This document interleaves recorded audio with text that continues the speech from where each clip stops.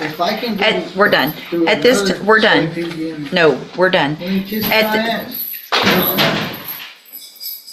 Mr. Mendoza, turn around. You can say whatever you want, but you're gonna face me and you're gonna get your sentence. And if at this time I could give you more, I would, I promise you, but I can't. So, that's what you thought about all that? Yes, ma'am, I did actually say that. You thought that was funny? It's because I was agitated. Being on the scram device. Well, you had money to buy alcohol. You hadn't, because you kept. All right, pause for a second. This is where things get interesting. The court is about to shift from frustration to formal sentencing territory. And remember, when someone is already on probation and ends up back in front of a judge, the margin for patience is extremely thin. The real question is, will Mr. Mendoza show accountability, or is he about to make things even worse for himself? Good morning, are you Anthony Mendoza? Yes, ma'am. And Mr. Mendoza was previously in court and entered pleas of true to counts 1 through 13 in a motion to revoke probation. Currently on probation for driving while intoxicated, third or more. That was a 6-year sentence that was probated for 6 years. I've received an updated pre-sentence report. Has everyone had an opportunity to review that report? Yes, Your Honor. Yes, Your Honor, we have. Are there any additions or corrections to that report? No, Your Honor. Not from the state judge. All right, Mr. Parker, you may proceed. Well, a couple of things I want to address. It's a situation I see quite a bit where he's ordered to have to scram and interlock. It's costing him $600 a month. And he's having to go to work, but yet he's not supposed to drive. And so he's driving with an invalid license. And then he's not able to work, and he can't afford to pay for the things, he needs to do, such as the 12-step program, the GED program, all those things require money. And that's one of the big issues. But the things I'm concerned about is that it says that he went to the safety relapse program. I'm not sure exactly what happened, but he says he never went to the safety relapse program. I don't know if he was ordered to go and he didn't go, but I think he was in custody at the time, and I'm not sure how that happened. But he also says he's never tested positive for cocaine, which is alleged in here. It addresses an issue that he apparently had with one of the directors of the facility where he became combative. And this also, in turn, is tied to a scram device. He ended up developing a big sore on his ankle, so he would put his sock behind the scram device. And in this incident, he was frustrated, and he wanted to take his boot off to show the director the problem that he had. And that's when they were saying that he was being disruptive. He has no other felonies, Judge, and he wants the opportunity to go back to he wants to complete his probation. He wants to do the safety relapse. I'd like to hear what they say of what happened with that, but I'm sure there's an explanation, and I think you'd also like to address the court, Judge. Well, let me first make sure I've got the timeline, because it appears that I see that safety he completed and then was placed on zero tolerance and the high medium caseload. And after that, there was an issue where he was testing positive, again, for alcohol and cocaine, which I understand he denies the cocaine, but that's what this alleges. And in October of 2022, I'm assuming through an administrative hearing, was granted relapse SafeP. Yes, sir. There was a motion to revoke that was filed and came before the court, and he was ordered to go to relapse SafeP, and he absconded, and he never went to relapse. So he wasn't in custody? No. Okay. And then, so we didn't see him again until August 11th of 2023, when he was arrested in Houston.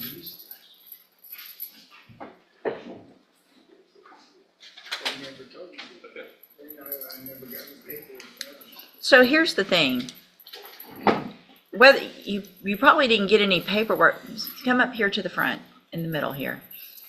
Let's break that down for a moment. When the court says motion to revoke probation, That's serious. It means the defendant was given a second chance before, probation instead of prison, and the state believes he violated those conditions.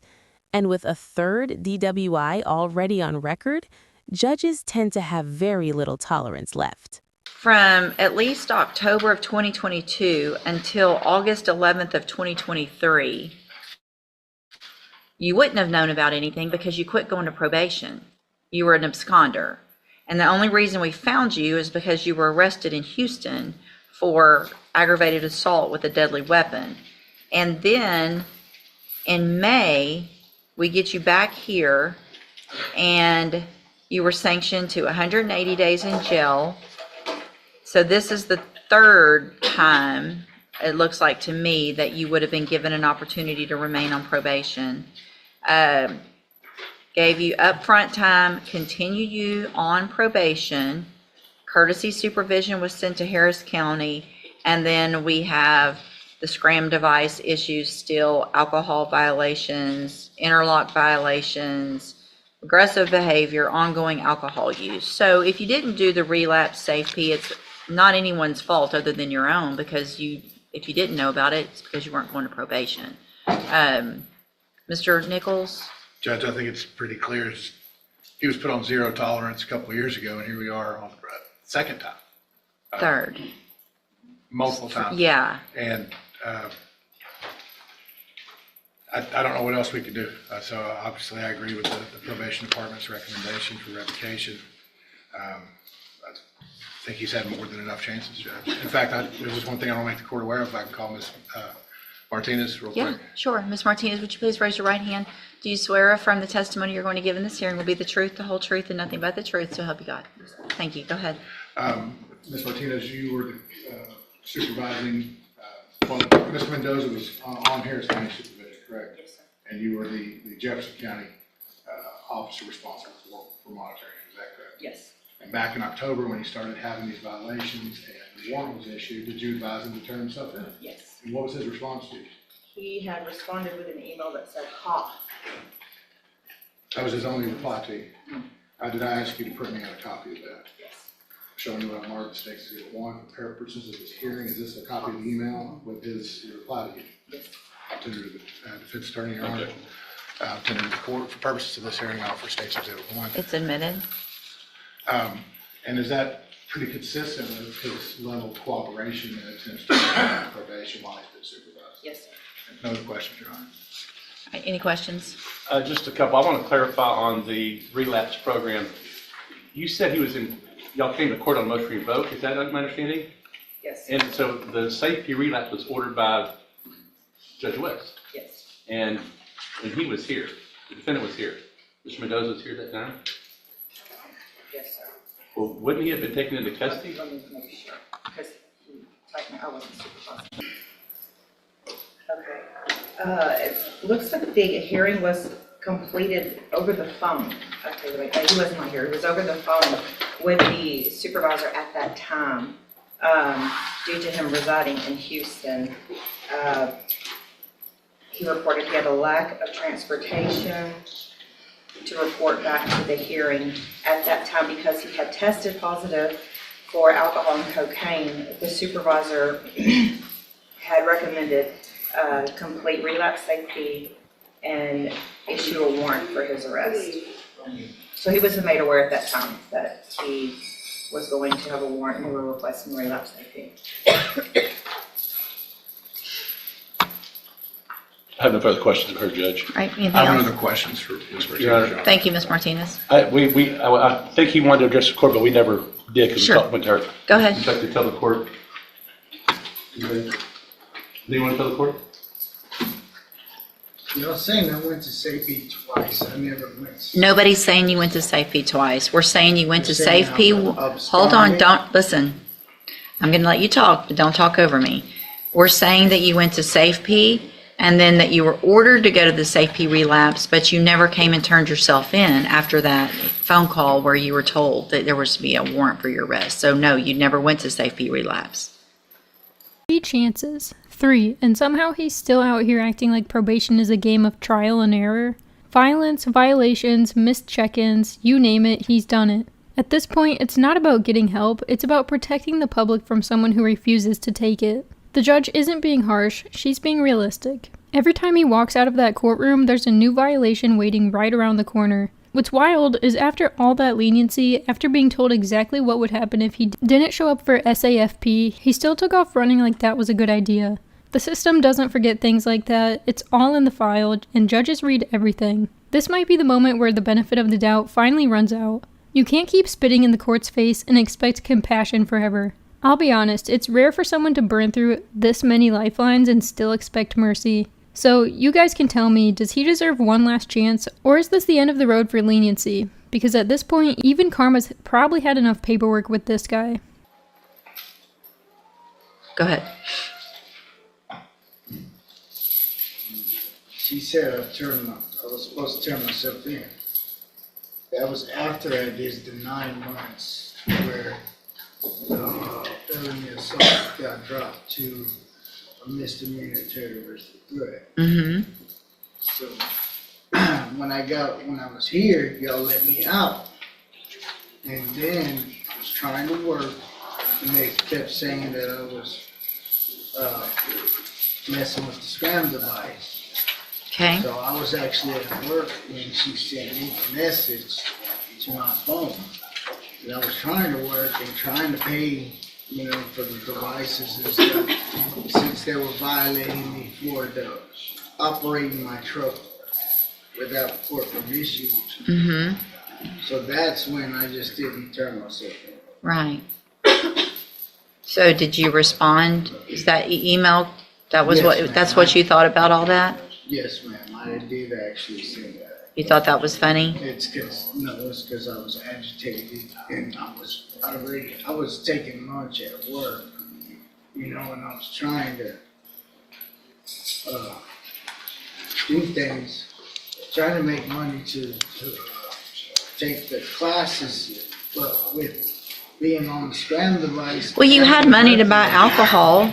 You had, because you kept drinking, because you kept messing, Mr. Mendoza, you have been given so many opportunities on this probation, and I understand that those things are expensive.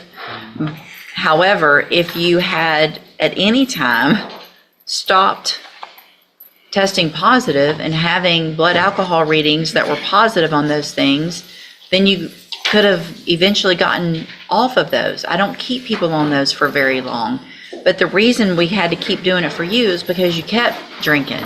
You kept messing up. And so you don't get to say, I kept messing up. Seriously, you got the initial probation in 2021.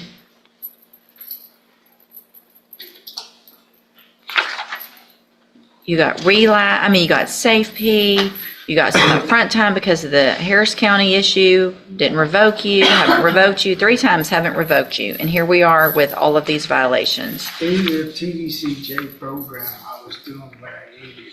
The only time I had issues when I had the foot problem that I got from the halfway house.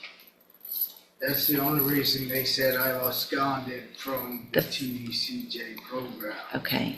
I've actually done well through the program, through with the supervisor division. The only time I messed up is when they stopped supervising me and made me go do these things by myself. Well, how old are you? How old are you? I'm 43. 43 years old. And I have no felonies on my record except for this. That doesn't mean anything. You have this felony and you have 6 years hanging over your head. And you've been given all the tools. You went to SafeP. You got the aftercare. At some point, you have to take those tools and do for yourself and not come in and say, well, they made me do it for myself, so it's somebody else's fault that I kept drinking. We gave you the tools. If I can go We're done. through At this, another we're done. SafeP and- No, we're done. Let me kiss my At the- ass. Mr. Mendoza, turn around. You can say whatever you want, but you're going to face me and you're going to get your sentence. And if at this time I could give you more, I would, I promise you, but I can't. So I'm going to find that you entered your pleas of true to counts 1 through 13 freely and voluntarily. Find those counts true. Find sufficient evidence to revoke your probation, and at this time revoke your probation, sentence you to 6 years in the institutional division of the Texas Department of Corrections. You will receive credit on that sentence for any time that you've been in custody that the law gives you the right to receive. I'm going to hand you a certification of your right to appeal. This was not an agreement, so you do have some rights to appeal. Y'all need to sign that before you leave right now. You need to sign that you're getting a copy of it, and then we'll give you your copy, and then when you're done with that, you can go back with the bailiff.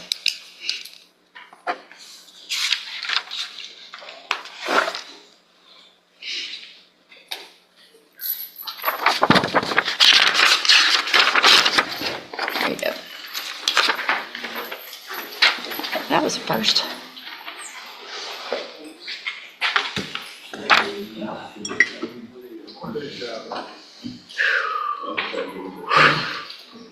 I think I need a moment.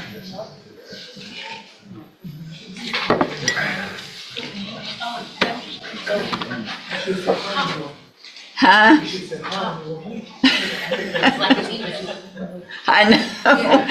I thought about lots of things.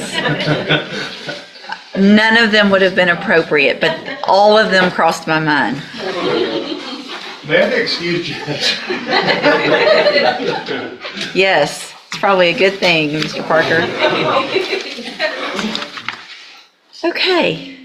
I just don't even know where to go next. Let's see, Ms. Holmes on Dante Caddy, it's a sentencing.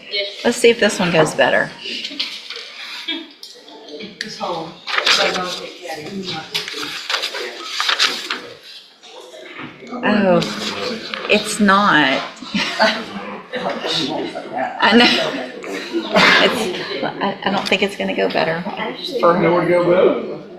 I don't. It caught me off guard. I couldn't help my natural reaction. Mine was. Yeah. You handled it very well.